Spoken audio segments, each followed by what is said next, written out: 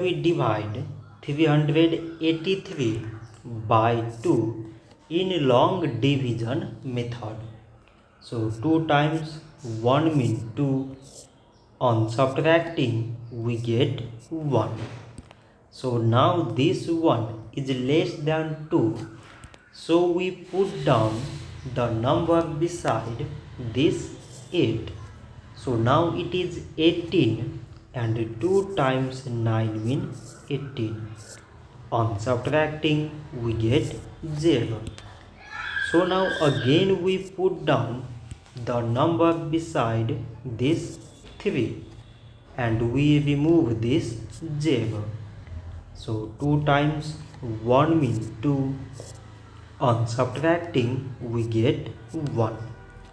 So now this 1 is less than 2 and there is no other number. So we put here decimal so that we take 0.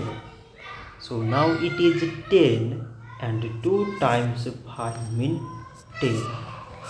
On subtracting we get 0. So 383 divided by 2 is 191 decimal 5. So this much for today and thanks for watching.